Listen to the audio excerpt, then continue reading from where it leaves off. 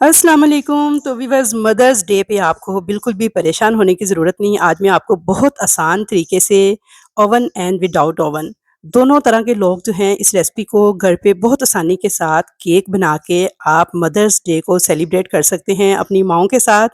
तो यकीन करें, आज आपको आपकी लाइफ़ की बेस्ट वनीला केक रेसिपी मिलने वाली है जिसे आप घर पे बहुत आसानी के साथ तैयार कर सकते हैं और मदर्स को विश कर सकते हैं मदर्स डे। तो जैसा कि आप में से बहुत सारे लोग जानते हैं कि मैं एक होम बेकर भी हूँ। इंस्टाग्राम पे यूनिक केक्स एंड बेक्स के नाम से मेरा पेज भी है और अब मैंने यूट्यूब चैनल भी एक नया बेकिंग का स्टार्ट किया है आपके लिए, यूनिक केक्स एंड बेक्स के नाम से। आप चाहें तो उसे भी फॉलो कर सकते हैं। तो चलिए जी अपने केक की तरफ चलते हैं। तो यहाँ पे इस केक को बनाने के लिए मैंने 5 इंच का ये केक टिन यूज़ किया है और इसे मैंने ग्रीस करके बटर पेपर लगा के रेडी कर लिया था। तो सबसे पहले आपने 5 इंच का एक केक टिन लेना है, उसे आपने ऑयल लगा के, बटर पेपर लगा के रेडी कर लेना है। नहीं है आपके पास 5 इंच का केक टिन, तो कोई सा भी घर पे जो मेटल के मिठाई वाले डिब्बे होते हैं, आप उनको भी यूज़ कर सकते हैं बेकिंग के लिए। अगर वो भी ना हो तो बर्फ़ वाले जो बॉल होते हैं, जो हम फ्रीज़र में जिनमें डाल के पानी डाल के बर्फ़ रखते हैं बनने के लिए, आप उन बॉल्स को भी यूज़ कर सकते हैं केक टिन के तौर पर। हमारा रेडी है, तो अब चलते हैं अपने केक के नेक्स्ट स्टेप की तरफ। तो ये केक आज मैं आपको विदाउट ओवन बनाना सिखा रही हूँ। तो चूल्हे के ऊपर आपने एक अदद देगची रखनी है और देगची के साइज़ को आपने चेक कर लेना है कि आपका केक टिन रखने के बाद जब केक ऊपर से फूलेगा तो वो ढक्कन को टच ना करने पाए। तो बस इस हिसाब से आपने देगची सेट कर लेनी है। तो आप चाहें तो इसके अंदर अब एक स्टैंड भी इस्तेमाल कर सकते हैं अपने टिन के हिसाब से। लेकिन यहाँ पे देखें, जब मैंने इस स्टैंड को चेक किया ना, तो मुझे लग रहा था मेरा केक जो है ढक्कन के साथ टच हो जाएगा। तो मैंने छोटे वाला स्टैंड मेरे पास नहीं था, तो मैंने मिट्टी की ये प्लेट, जिसे हम उर्फ़े आम में खीर डालने वाली ठूठी कहते हैं, वो रख दिया है। इसे बंद कर दिया है और मीडियम फ्लेम पे मैंने पतीले को प्री हीट होने के लिए चूल्हे पे रख दिया है। अगर आप ओवन में बना रहे हैं तो ओवन को भी आपने 10 मिनट पहले प्री हीट होने के लिए छोड़ देना है। अब यहाँ पे मैंने एक बॉल के अंदर लिए हैं 2 अदद अंडे। अंडे दोनों आपके रूम टेम्परेचर पे होने चाहिए, ठंडे हरगिज़ नहीं होने चाहिए। अगर फ्रिज के अंडे हों तो 1-2 घंटे पहले निकाल के फ्रिज से बाहर रख दें ताकि नॉर्मल टेम्परेचर पे आ जाएं। अब इसके अंदर पीसी हुई चीनी डाल देंगे 60 ग्राम। तो चीनी नॉर्मल थी, जिसे मैंने मिक्सी जार में डाल के पीस लिया था, तो वही मैंने ऐड की है। साथ ही मैं इसमें वनीला एसेंस डाल दूँगी हाफ़ टी स्पून के बराबर। और इन अंडों को आपने बीटर के साथ पहले मिक्स कर लेना है इस तरह से, ताकि चीनी उड़े नहीं। उसके बाद आपने फुल स्पीड पे बीटर को चलाना है और इनको बीट करते जाना है। अच्छा, बहुत सारे जो बिगनर्स हैं, जो फ़र्स्ट टाइम इस रेसिपी को ट्राई करते हैं, मतलब कि केक बनाने के लिए स्पंज तैयार करते हैं, तो वो अक्सर अंडे बीट करने की गलती करते हैं, जिसकी वजह से उनका केक स्पंज फूलता नहीं है, सॉफ्ट एंड स्पंजी नहीं बनता, रबड़ की तरह सख्त हो जाता है या फिर बैठ जाता है। तो यहाँ पे ये वीडियो थोड़ी लंबी ज़रूर हो सकती है, लेकिन अगर आप इसे गौर से देख लेंगे ना, तो मेरा वादा है आपसे कि आप पहली बार भी अगर इस रेसिपी को ट्राई करेंगे ना, तो 100% रिज़ल्ट मिलेंगे आपको इस रेसिपी के। क्योंकि छोटी छोटी टिप्स हैं जो कि वीडियो के दौरान मैं आपके साथ शेयर करूँगी। तो इंशाल्लाह ताला बेहतरीन और परफेक्ट केक स्पंज आप पहली ही बार में बना लेंगे बग़ैर किसी मुश्किल के। तो यहाँ पे ये मैं बेकिंग क्लास दे रही थी एक्चुअली अपने स्टूडेंट्स को केक स्पंज तैयार करने की। तो मैंने सोचा चलें आज यूट्यूब फैमिली के लिए भी रिकॉर्डिंग कर ली जाए, तो आपके लिए भी मैंने वीडियो रिकॉर्ड कर ली है। तो यहाँ पे देखिए जी, बहुत सारे स्टूडेंट्स कह रहे थे जी बस अंडे बीट हो गए हैं, इतना ही इनको बीट करना है। तो मैं चेक करवा रही हूँ कि देखिए, जब आपको इस स्टेज पे लग रहा है ना कि अंडे बीट हो गए हैं, तो जैसे ही आप बीटर को उठा रहे हैं तो बैटर फ़ौरन नीचे गिरता जा रहा है। तो इसका मतलब है कि आपके अंडे अभी बीट नहीं हुए। अंडे कब और कितने बीट करने हैं, इसके लिए मैं आपको दिखाती हूँ। तो देखिए, मैंने इसे अभी और बीट किया है। तकरीबन 4 से 5 मिनट मुझे लग गए थे इन अंडों को बीट करते हुए। हर बीटर की स्पीड अलग अलग होती है, वोल्टेज अलग अलग होती है, तो इसलिए आपने टाइमिंग पे बिल्कुल नहीं जाना कि कितने मिनट बीट करना है। आपने सिर्फ ये देखना है कि आपकी ये कंडीशन आ जानी चाहिए। जब ये कंडीशन आ जाए तो बस तब तक आपने बीटर को चलाते जाना है और अंडों को बीट करते जाना है। तो यहाँ पे देखिए, अब ये परफेक्टली बीट हो गए हैं। तो क्या निशानी है ये देखिए जी, मैं उठा रही हूँ बैटर को, गोल गोल डिज़ाइन बना रही हूँ, लाइनें बना रही हूँ कुछ। तो लाइनें चंद सेकंड के लिए ऊपर स्टे कर रही हैं, फ़ौरन से गायब नहीं हो रही हैं। तो इसका मतलब है कि हमारे अंडे जो है ना परफेक्टली बीट हो गए हैं केक बनाने के लिए। तो बस जब तक ये कंडीशन नहीं आ जाती तब तक आपने अंडों को बीट करते जाना है।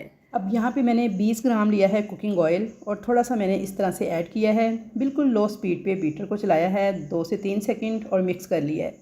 बाकी का भी इसी तरह थोड़ा थोड़ा करके मैं ऐड करती जा रही हूँ। एकदम से सारे का सारा ऑयल आपने ऐड नहीं करना, वरना आपका स्पंज जो है ना बैठ जाएगा और ये फॉर्म एकदम से ख़त्म हो जाएगा। तो बस थोड़ा थोड़ा करके आपने इस तरह से ऑयल को ऐड करना है और बिल्कुल लो स्पीड पे बीटर चला के 1 से 2 सेकंड में इसको मिक्स कर लेना है। ऑयल डालने के बाद बहुत ज़्यादा बीटर नहीं चलाना। तो मिक्सिंग हो गई थी यहाँ पे, बीटर का काम बस ख़त्म। अब हमारा काम हो जाएगा जी स्पैचुला का स्टार्ट। तो यहाँ पे मैं आपको दिखा दूँ कि मैंने पहले मैदा कितना लिया है। तो मैंने यहाँ पे लिया है जी 70 ग्राम मैदा और उसके अंदर बेकिंग पाउडर डाला है ½ टी स्पून। अच्छा, बेकिंग पाउडर आपने हमेशा फ्रेश वाला इस्तेमाल करना है। बहुत पुराना रखा हुआ जो बेकिंग पाउडर है ना, उसका भी असर ख़त्म हो जाता है तो केक फूलता नहीं है। इसलिए आपने हमेशा जब केक बनाना है तो उसकी एक्सपायरी डेट चेक कर लीजिएगा बेकिंग पाउडर की।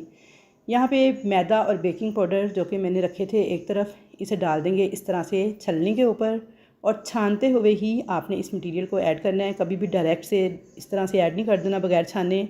इस तरह से मैदे में एयर आ जाती है और केक बहुत ज़बरदस्त फूलता है। साथ ही देखिए मैंने यहाँ पे 2 टेबल स्पून के बराबर दूध लिया था, जिसमें से आधा टेबल स्पून मैंने ऐड कर दिया है और बिल्कुल हल्के हाथों के साथ आपने इसे मिक्स करना है। मिक्सिंग का स्टाइल यहाँ पे आप देखते जाइए गौर के साथ कि किस तरह से मैं cut and fold method use करते हुए एक ही डायरेक्शन में चम्मच को घुमाती जा रही हूँ और इसे मिक्स करती जा रही हूँ। बहुत तेज़ तेज़ फेंटे नहीं लगाने आपने, वरना सारा ये फॉर्म टूट जाएगा जो अंडों का हमने तैयार किया है। तो फिर केक हमारा फूलेगा नहीं, सॉफ्ट और स्पंजी हरगिज़ नहीं बनेगा। तो बस हल्के हाथों के साथ आपने इसकी मिक्सिंग करनी है और एक ही डायरेक्शन आपने रखनी है अपने स्पैचुला की। उसे एक ही क्लॉकवाइज़ या एंटी क्लॉकवाइज़ जो भी डायरेक्शन आप सेट करेंगे उसी में घुमाना है, बार बार डायरेक्शन चेंज नहीं करनी। और 2 मरतबा देखें मैंने इस मैदे को छानते हुए ऐड कर दिया है और बिल्कुल हल्के हाथों के साथ मिक्सिंग की है। तकरीबन 2 टेबल स्पून दूध था जो कि मैंने साथ इसमें ऐड किया है। अच्छा, यहाँ पे जो एक अहम बात नोट करने वाली है वो ये है, एक तो मिक्सिंग की आप देखें कि मैं किस तरह से कर रही हूँ। एक ही डायरेक्शन में cut and fold method use करते हुए, तेज़ तेज़ फेंटे नहीं लगाने, चमचे नहीं चलाने। मैं आपको बार बार बता रही हूँ कि ये बहुत अहम टिप है। अगर आप तेज़ तेज़ मिक्सिंग करेंगे तो क्या होगा, ये सारा फॉर्म टूट जाएगा और आपका केक फूलेगा नहीं। अच्छा, दूसरा ये कि आपने ओवर मिक्सिंग भी नहीं करनी, यानी बहुत ज़्यादा आपने इसको मिक्स नहीं करते जाना। बस इतना मिक्स करना है कि मैदा वगैरह नज़र आना बंद हो जाए और नीचे बेस तक आपने स्पैचुला को ले जाना है, किनारे वगैरह साफ़ करके फिर मिक्सिंग कर लेनी है, क्योंकि अक्सर मैदा जो है ना बेस में बैठ जाता है। तो यहाँ पे देखें जैसे ही आपको लगे कि मिक्स हो गया है, बस आपने फ़ौरन से स्पैचुला को मिक्स करना छोड़ देना है, इसे पीछे कर लेना है, क्योंकि ओवर मिक्सिंग से भी केक बैठ जाता है। अब यहाँ पे देखिए इसकी ये कंसिस्टेंसी होनी चाहिए, बिल्कुल रिबन टाइप, और बिल्कुल परफेक्ट हमारा केक का जो मटेरियल है तैयार हो चुका है। अब इसे हम डाल देंगे उस केक मोल्ड के अंदर जो कि हमने रेडी करके रखा था। तो यहाँ पे मैंने सारा बैटर जो है केक मोल्ड के अंदर डाल लिया था। अच्छी तरह से आपने स्पैचुला के साथ बोल को साफ़ कर लेना है, क्योंकि हमने सारी मेजरमेंट्स ग्राम्स में ली हैं, तो इसलिए पूरी पूरी चीज़ें हैं हमारी, तो कुछ भी आपने वेस्ट नहीं करना। स्पैचुला वगैरह को भी आपने अच्छे से क्लीन कर लेना है। थोड़ा सा इसको टैप करेंगे और यहाँ पे हमारी पतीली जो है ना बहुत तेज़ किस्म की गर्म हो चुकी है, यानी प्री हीट हो चुकी है। तो इसके अंदर आपने इस तरह से रखना है इस केक टिन को, ढक्कन को बंद कर देना है, ऊपर कोई वज़नी चीज़ रख दें और नीचे फ्लेम आपने कितना करना है तो मैं आपको वो भी चेक करवा देती हूँ। तो ये देखिए जैसे चावलों को दम लगाते हैं ना, बस उससे थोड़ा सा तेज़ फ्लेम है।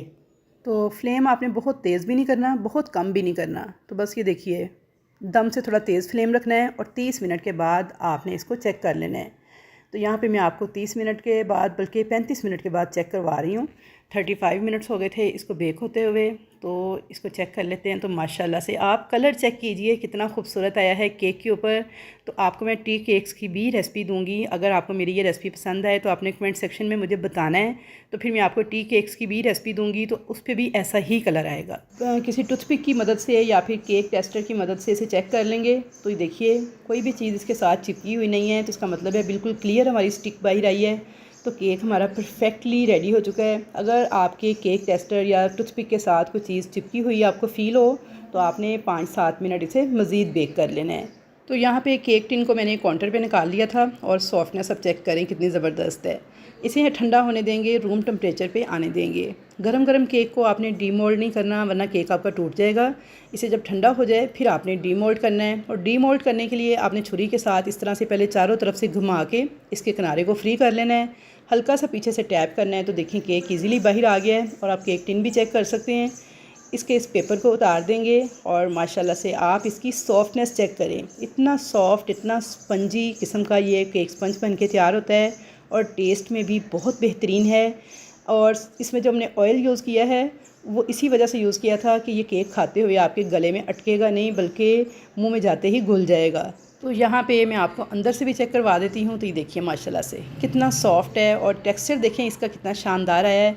तो इस केक को मैंने 3 लेयर्स में काट लिया था। 3 तकरीबन 1.5 इंच की एक लेयर थी और इन तीनों लेयर्स को ये देखिए आपके सामने है केक स्पंज हमारा। इसे मैं फ्रिज में रख के ठंडा कर लूँगी और साथ ही मैंने शुगर सिरप तैयार कर लिया था। तो 2 टेबल स्पून चीनी को मैंने आधे कप पानी में अच्छी तरह से मिक्स कर लिया था। तो यहाँ पे हमारा बेहतरीन सा शुगर सिरप तैयार है। क्रीम को मैंने विप कर लिया था। तो मैं यहाँ पे विपिंग क्रीम यूज़ करती हूँ। इसे मैंने अच्छे तरीके से बीट कर लिया था। तो ये देखिए, तो क्रीम को विप करने का तरीका मेरे बेकिंग चैनल पे मौजूद है। आप वहाँ पे जाके सर्च करें कि क्रीम को कैसे परफेक्ट विप करते हैं, तो आपको रेसिपी मिल जाएगी। उस तरीके से आप इसे विप कर लें। तो यहाँ पे क्रीम को विप करने के बाद अब हम लोग स्टार्ट करते हैं जी केक की फ्रॉस्टिंग। तो उसके लिए देखिए केक बोर्ड लिया है, इसके ऊपर थोड़ी सी क्रीम लगाएंगे, केक की फर्स्ट लेयर को रखेंगे और इसे शुगर सिरप के साथ आपने इस तरह से सोक कर लेना है। अच्छी तरह से सोक कर लेना है ताकि केक की कोई भी जो सतह है वो ड्राई ना रहने पाए। इसके ऊपर थोड़ी सी क्रीम लगाएंगे इस तरह से और इसे लेवल कर लेंगे। अब इसके ऊपर डालेंगे जी कैरामल क्रंच फ्लेवर। जिस फ्लेवर का केक आपने तैयार करना हो उसकी सॉस आपने ऐड कर देनी है। तो मेरे पास यहाँ पे कैरामल क्रंच फ्लेवर का ये ऑर्डर था, तो मैंने थोड़ी सी कैरामल सॉस ऐड कर दी है। थोड़ा सा कैरामल क्रंच जो कि होममेड है ये मैं इसके ऊपर इस तरह से स्प्रिंकल कर दूँगी और इसे मैं दूसरी लेयर रख के हल्का सा प्रेस करके तो केक को साइड से लेवल कर लूँगी। तो केक की क्रीम को आपने साइड से पहले अच्छी तरह से लगा देना है ताकि लेयर्स जो हैं वो हिलने ना पाएँ, आपस में एक दूसरे के साथ अच्छे से स्टैक हो जाएं। उसके बाद इसकी सेकंड लेयर को भी मैं सोक कर लूँगी शुगर सिरप के साथ। सेम उसी तरह से क्रीम लगाऊंगी, थोड़ी सी कैरामल सॉस लगाऊंगी, कैरामल क्रंच डालूंगी इसके ऊपर और इसे भी लेवल कर लूँगी। अच्छा, आपने पाइनएप्पल केक तैयार करना है तो आप पाइनएप्पल के चंक्स डाल लीजिएगा, पाइनएप्पल के सिरप के साथ इसको सोक कर लीजिएगा। इसी तरह से आपने फ्रूट कॉकटेल अगर यूज़ करना है तो आपने वो भी इसी तरह से डाल लेना है। अगर आप तैयार करना चाह रहे हैं मैंगो केक वगैरह तो इसी तरह से आपने मैंगो के चंक्स डालने हैं, मैंगो की सॉस डालनी है और केक को रेडी करना है। यहाँ पे मैंने थोड़ी सी क्रीम लगा के ना केक को क्रम कोट कर दिया था, यानी इसे रफ़ कोट कहते हैं। अब अच्छी तरह से मैंने केक बोर्ड को साफ़ कर लिया था और इस केक को मैंने फ्रिज में रख दिया था 2 से 3 घंटे के लिए ताकि ये अच्छी तरह से ठंडा हो जाए और जो क्रम कोट किया है ना ये क्रीम इसके ऊपर अच्छी से सेट हो जाए। तो यहाँ पे 2 से 3 घंटे के बाद मैंने केक को निकाल लिया था और अब हम इसके ऊपर फाइनल कोट करेंगे क्रीम का। तो पाइपिंग बैग में आपने क्रीम को भर लेना है और चारों तरफ से आपने इस तरह से केक को क्रीम के साथ कवर कर देना है। तो केक को फाइनल कोट करने का बड़ा आसान और बड़ा परफेक्ट तरीका मैं आपको बता रही हूँ। तो बस आपने गौर से देखते जाना है मेरे हाथों की तरफ और मुझे सुनते जाएँ कि मैं क्या कह रही हूँ, तो इस पर अमल करते जाएँ तो बेहतरीन केक आप बना के तैयार कर लेंगे। तो यहाँ पे आप देख सकते हैं कि मैंने पूरे केक को अच्छे से क्रीम के साथ कवर कर दिया है। अब मैं पैलेट नाइफ लूँगी और सबसे पहले मैं केक को टॉप से प्लेन करूँगी। ये देखिए इस तरह से मैंने इसे ऊपर से पहले लेवल कर लिया है। जब ये ऊपर से लेवल हो जाएगा तो उसके बाद मैंने स्क्रैपर का इस्तेमाल किया है और मैंने इसको किनारे से भी इस तरह से नीट कर लिया है। तो ये देखिए जी ये स्मूथ स्क्रैपर है, इसके साथ मैंने इसे लेवल कर लिया था। अब मुझे केक के किनारों के ऊपर ना डिज़ाइन बनाना था तो उसके लिए मैं यूज़ कर रही हूँ ये पिंक वाला स्क्रैपर। आप देख सकते हैं इसके ऊपर ये ज़िग ज़ैग वाला डिज़ाइन है। तो मैंने बस 90 के एंगल पे रखना है इस स्क्रैपर को और इस तरह से घुमा देना है और ये देखिए कितना खूबसूरत इसके ऊपर डिज़ाइन बन गया है। अब यहाँ पे मैंने केक को ऊपर से भी नीट कर दिया था, अंदर की तरफ आपने पैलेट नाइफ़ को चलाना है और इस तरह से इसके जो एज हैं इनको नीट कर लेना है। तो यहाँ पे हमारे केक की आइसिंग हो गई थी कंप्लीट। अब इसके ऊपर हमने करनी है डिज़ाइनिंग। तो यहाँ पर जो रेफरेंस पिक्चर थी ना उसमें था गोल्डन ग्लिटर। तो ये ब्रश के साथ इस तरह से एडिबल होता है ये, इसे मैं केक के किनारे पे लगा दूँगी। अच्छा, ये गोल्ड डस्ट के नाम से मिल जाता है बेकिंग वाली शॉप से इजीली। इसे आपने थोड़ा सा ऑयल के अंदर मिक्स करना होता है, उसके बाद ब्रश के साथ आपने इस तरह से अप्लाई कर देना होता है। तो बड़ा ही खूबसूरत लगता है ये केक पे लगा हुआ। तो यहाँ पे देखिए केक का जो बॉर्डर था ना इस तरह से मैंने गोल्डन सा ये ड्रॉ कर दिया था। अब मैंने पाइपिंग बैग में डाली थी 1M नोज़ल और इस तरीके से मैंने कर ली थी जी केक के ऊपर डिज़ाइनिंग। तो बस अब आप देखते जाएं कि मैं केक के ऊपर आप मुख्तलिफ़ नोज़ल्स को यूज़ करते हुए किस तरह से डिज़ाइन बना सकते हैं। और इसके बॉर्डर के ऊपर मैंने ग्रीन कलर का इस तरह से डिज़ाइन बना लिया था। तो इस तरीके से आप घर पे बहुत आसान तरीके से इस केक को बना के तो मदर्स डे अपनी माओ को विश कर सकते हैं। आप चाहें तो इसके ऊपर आर्टिफिशियल फ्लावर्स लगा लें, आप बिस्किट्स के साथ कोई डेकोरेशन कर लें, चॉकलेट्स के साथ कर लें, जो भी चीज़ आपके पास अवेलेबल हो आप उनको यूज़ करते हुए इसके ऊपर डेकोरेशन कर सकते हैं। नहीं तो क्रीम के साथ ही आप ऊपर सिर्फ हैप्पी मदर्स डे लिख दें, तब भी ये बहुत बेहतरीन लगेगा। आई होप कि आज की वीडियो आपको बेहद पसंद आई होगी। फिर भी अगर किसी बात की समझ ना आई हो तो आप लोग कमेंट सेक्शन में पूछ सकते हैं। उसके अलावा आप मेरा न्यू बेकिंग यूट्यूब चैनल जो कि मैंने बनाया है 2 महीने पहले यूनिक केक्स एंड बेक्स के नाम से, उसे विज़िट करके परफेक्ट बेकिंग जो है वो सीख सकते हैं फ्री में।